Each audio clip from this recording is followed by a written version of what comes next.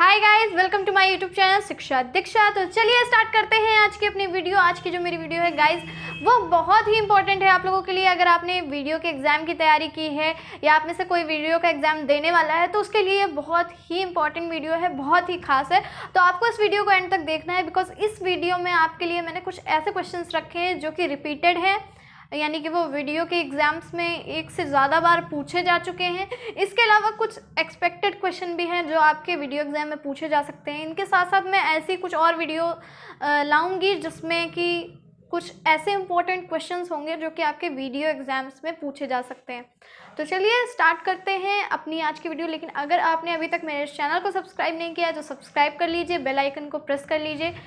तो इसके साथ साथ हाँ, अगर आपने मुझे इंस्टाग्राम पे फॉलो नहीं किया है तो आप फॉलो कर सकते हैं, लिंक आपको डिस्क्रिप्शन में मिल जाएगा। और आप मुझे फेसबुक और ट्विटर पे भी फॉलो कर सकते हैं। तो चलिए स्टार्ट करते हैं आज की अपनी वीडियो। तो जैसे कि मैंने बोला है कि इसमें कुछ ऐसे क्वेश्चन हैं जो कि रिपीटेड हैं और कुछ ऐसे क्वेश्चन जो कि एक्सपेक्टेड हैं। ठीक है, तो दोनों को मिला के आज के कुछ क्वेश्चन हैं। तो आई होप आप लोगों को समझ में भी आएंगे एंड आप लोगों के पेपर में अगर इससे एक भी क्वेश्चन आएगा तो समझ लीजिए एक भी क्वेश्चन आना अपने आप में बहुत ही बड़ी बात होती है। अगर आपने वो चीज़ लर्न करके रखी और वैसा कोई अगर एक क्वेश्चन आ जाता है तो फिर बहुत ही अच्छा है, आप तुरंत उसको टिक करके आगे बढ़ जाओगे। तो आपके पास ज़्यादा टाइम नहीं होता है एग्ज़ाम में, तो इसलिए तो चलिए देखते हैं हम जल्दी से।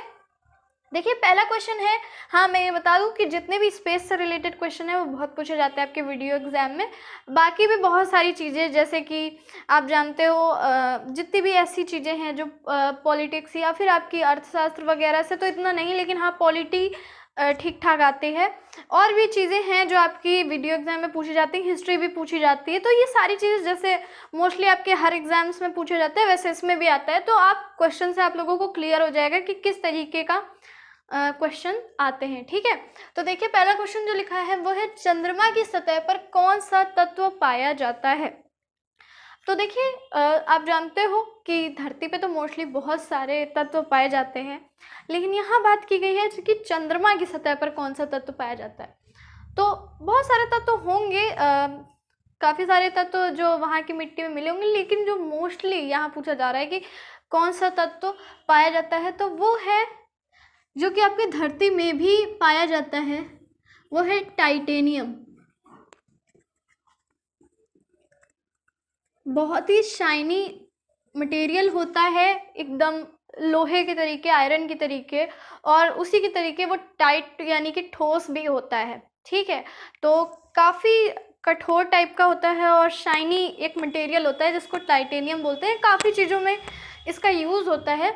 तो ये क्वेश्चन है कि चंद्रमा की सतह पर कौन सा तत्व पाया जाता है, तो इसका आंसर हो जाएगा टाइटेनियम। चलिए नेक्स्ट क्वेश्चन देखते हैं। नेक्स्ट क्वेश्चन है पहला दूरसंचार उपकरण था।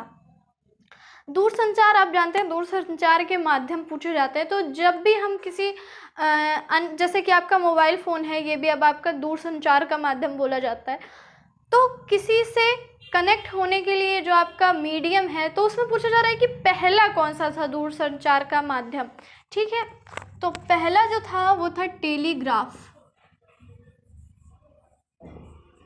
इससे पहले भी और हो चुके हैं, लेकिन ये आपसे एक साइंटिफिकली पूछा जा रहा है। ठीक है, जो आपका इलेक्ट्रिकल टेलीग्राफ था उसकी बात की जा रही है। उससे पहले भी आपका दूरसंचार के माध्यम होते थे, लोग क्या करते थे, लेटर लिखते थे। तो ये सारी चीज़ें तो थी ही थी। उससे भी पहले बहुत तरीके के आपने देखे होंगे कि टीवी वगैरह में आप मोस्टली देखते थे, लोग कबूतर से अपने संदेश भिजवाते थे, फिर आपका ये डाक वगैरह चलने लगा। ठीक है, लेकिन यहाँ पूछा जा रहा है उपकरण के बारे में। ठीक है, तो वो आपका हो जाएगा टेलीग्राफ। अब देखिए जो क्वेश्चन आया है, अंतरिक्ष में प्रथम पुष्पित पुष्प है। पुष्पित पुष्प मतलब ऐसा पुष्प जो कि अंतरिक्ष जो स्पेस स्टेशन है उसमें खिलाया गया। ठीक है, तो ये चीज़ इंपॉर्टेंट क्यों हो जाती है, क्योंकि आप जानते हैं कि वहाँ पे जो ग्रेविटी होती है वो ज़ीरो होती है। तो ऐसी जगह किसी अगर पौधे को या किसी फूल को खिलाया जाता है तो ये बहुत एक बड़ी चीज़ हो जाती है। 2016 में ये किया गया था कि एक फूल उगाया गया था जो कि था जीनिया। ऑरेंज कलर का एक जीनिया फूल था जिसको स्पेस स्टेशन में नासा की तरफ से उगाया गया था और बहुत ही अच्छा फूल था। तो इस वजह से ये जो क्वेश्चन है ये आपका काफ़ी इम्पोर्टेंट है, आया था और अब फिर आ सकता है। तो इसका जो आंसर हो जाएगा वो हो जाएगा जीनिया। ठीक है, जीनिया। अंतरिक्ष में प्रथम पुष्पित पुष्प यानी अंतरिक्ष में जो उगाया गया फूल जीनिया। ठीक है, अब देख लेते हैं। देखिए लिखा है विश्व की प्रथम महिला अंतरिक्ष यात्री। ठीक है, तो यहाँ पे महिला अंतरिक्ष यात्री की बात की जा रही है और वो भी विश्व की, तो वो थी वेलेंटीना तेरेस्कोवा। ये एक रूस की अंतरिक्ष यात्री थी जिनका नाम था वेलेंटीना तेरेस्कोवा। ठीक है, नेक्स्ट देख लेते हैं। मार्च 2018 में घोषित किस राज्य का आधिकारिक फल कटहल है? मार्च 2018 में घोषित किस राज्य का आधिकारिक फल कटहल है? ठीक है, तो हम लोग उसको एज अ सब्जी बनाते हैं कटहल की, लेकिन जो है फल की श्रेणी में रखा गया और कहाँ का आधिकारिक फल बोला जा रहा है 2018 में घोषित, तो ये है केरल का। ठीक है, तो ये चीज़ लर्न कर लीजिए। अब देखिए लिखा है 21वें राष्ट्रमंडल खेल तैयार करके जाइएगा अपने वीडियो एग्जाम के लिए, क्योंकि राष्ट्रमंडल खेल और बाकी जितना भी आपका स्पोर्ट्स सेक्शन है वो अच्छे से तैयार कर लीजिएगा। खासकर राष्ट्रमंडल खेल वगैरह ये सब बहुत पूछे जाते हैं। 21वें राष्ट्रमंडल खेलों 2018 में पदक तालिका में किस देश का प्रथम स्थान है? तो पदक तालिका में स्थान है प्रथम, देखिए मैं इसको यहाँ लिख दे रही हूँ, ऑस्ट्रेलिया का। ठीक है, ये इसके नीचे लिखा हुआ है ऑस्ट्रेलिया। आयुष्मान योजना का संबंध, ऑप्शन बहुत सारा था लेकिन जो इसका करेक्ट ऑप्शन था वो था स्वास्थ्य से। बात कर लेते हैं इस आयुष्मान योजना की, स्वास्थ्य से संबंध है। ठीक है, 5 लाख का इसमें कैशलेस बीमा कराती है सरकार। अगर इस योजना के अंतर्गत कोई पर्सन आता है तो उसका 5 लाख का कैशलेस बीमा होता है, और ये आप जानते हैं किस लिए होता है, ताकि स्वास्थ्य सुविधाएं मिल सकें। तो इस वजह से ये पूछा गया था कि किससे संबंधित है, तो ये स्वास्थ्य से संबंधित। तो चलिए अब नेक्स्ट क्वेश्चन देखते हैं। नेक्स्ट क्वेश्चन लिखा है किस वर्ष बक्सर का युद्ध लड़ा गया था? तो देखा, मैंने बोला था कि हिस्ट्री से रिलेटेड क्वेश्चन भी आते हैं, तो बहुत ही इंपॉर्टेंट क्वेश्चन है ये। बक्सर का युद्ध, पानीपत का युद्ध, ये सब तो बस आपको लर्न होना ही चाहिए, क्योंकि हर एग्जाम में उठा के रख देते हैं। ये सब बहुत ही फेवरेट होते हैं आयोग के। तो चलिए देख लेते हैं। देखिए लिखा है कि बक्सर का युद्ध किस वर्ष लड़ा गया था? तो बक्सर का युद्ध लड़ा गया था 22 अक्टूबर 1764 को। ठीक है, अब बात कर लेते हैं, थोड़ा सा बता दूं मैं बक्सर के युद्ध के बारे में, ज़्यादा तो नहीं, बता दूं किसके किसके मध्य हुआ था। तो इसमें थे मीर कासिम, आप मीर कासिम को जानते हैं, बंगाल के। ठीक है, और इसके साथ अवध के शुजाउद्दौला, जिन्होंने इमामबाड़ा बनवाया, शायद आप लोगों ने देखा हो, जो लखनऊ में इमामबाड़ा बनाया शुजाउद्दौला वो। और इसके साथ साथ मुग़ल बादशाह शाह आलम उस समय थे। तो इन लोगों के मध्य ये जो बक्सर का युद्ध हुआ था, और इलाहाबाद की संधि से फिर इस युद्ध का समापन हुआ था, अंग्रेज़ों की जीत हुई थी। तो ये था बक्सर का युद्ध। ठीक है, मेन चीज़ जो यहाँ पूछी गई थी, ईयर पूछा गया था, और मोस्टली ईयर ही पूछा जाता है, तो लर्न कर लीजिए। सिर्फ 1764 आंसर में था, लेकिन मैंने पूरा बता दिया, 22 अक्टूबर 1764 को हुआ था। ठीक है, शक्ति स्थल किससे संबंधित है? तो शक्ति स्थल देखिए, मेमोरियल साइट्स जो होती हैं वो बहुत ज़्यादा पूछी जाती हैं आपके एग्ज़ाम्स में। जैसे कि गांधी जी का स्मारक कहाँ पे है, मतलब जो उनकी स्मृति में बनाया गया, तो ये सारी चीज़ें पूछी जाती हैं। इस तरीके ये देखिए आया है शक्ति स्थल, तो आपको मेमोरियल साइट जितनी भी हैं अगर आप लर्न कर सकते हो तो बहुत ही अच्छी बात है, बिल्कुल उसको लर्न कर लीजिए। तो देखिए लिखा है शक्ति स्थल किससे संबंधित है? तो शक्ति स्थल संबंधित है इंदिरा गांधी से। न्यू दिल्ली में है ये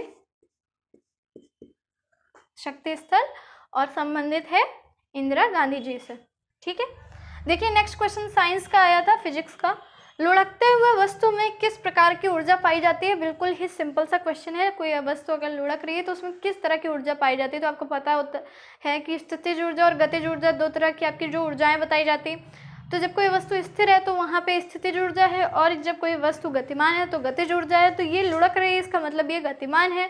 तो यानी जो यहाँ पे ऊर्जा होगी वो कौन सी होगी? गतिज ऊर्जा होगी।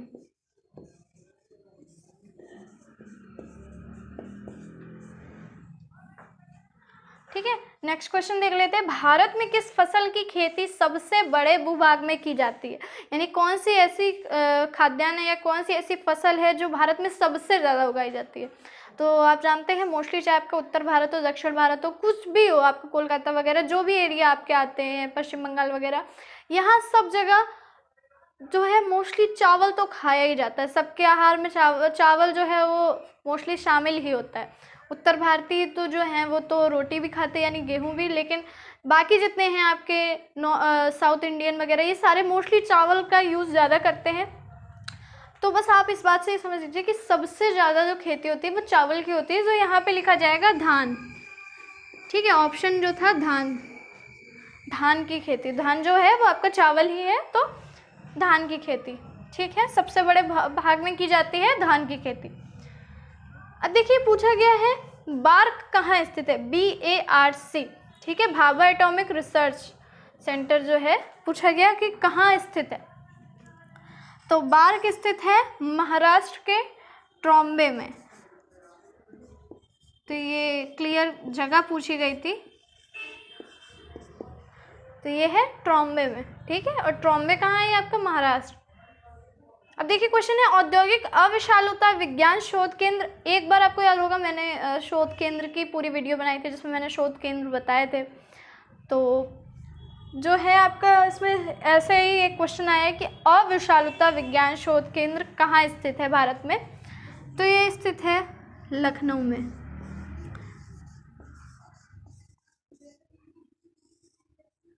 लखनऊ। ठीक है, तो गाइज बिल्कुल क्लियर हो गया होगा आपको ये सारी की सारी चीज़ें। जो भी जितने भी क्वेश्चन थे बिल्कुल इजी थे, और आप लोगों को इजी लगे भी होंगे। मोस्टली आपको तैयार होंगे, अच्छी बात है। अगर नहीं तैयार थे तो इसको लर्न कर लीजिए। आपके एग्जाम में इस टाइप के क्वेश्चन आ सकते हैं, रिपीट हो सकते हैं, तो बिल्कुल अगर रिपीट हो जाएगा तो बहुत ही अच्छी बात है। और वैसे भी ये एक्सपेक्टेड क्वेश्चन है तो ये रिपीट हो सकते हैं और इम्पॉर्टेंट भी हैं। और अगर बाई चांस आपके क्वेश्चन पेपर में रिपीट नहीं भी होते तो आपको एक पैटर्न समझ में आ गया है कि इस तरीके के क्वेश्चन जो हैं वो आते हैं। तो अगर आप सारा कुछ रिवाइज कर सकते हो, कर चुके हो, तो बहुत ही अच्छी बात है।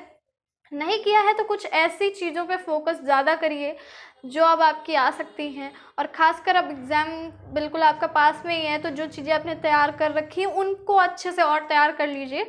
नया कुछ तैयार करने के बजाय उनको अगर आप ज़्यादा अच्छे से तैयार कर लेंगे तो हो सकता है आपकी तैयारी और अच्छी हो जाए।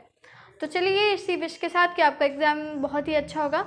मैं मिलती हूँ अपनी नेक्स्ट वीडियो में। तब तक के लिए पढ़ते रहिए, सीखते रहिए शिक्षा दीक्षा के साथ।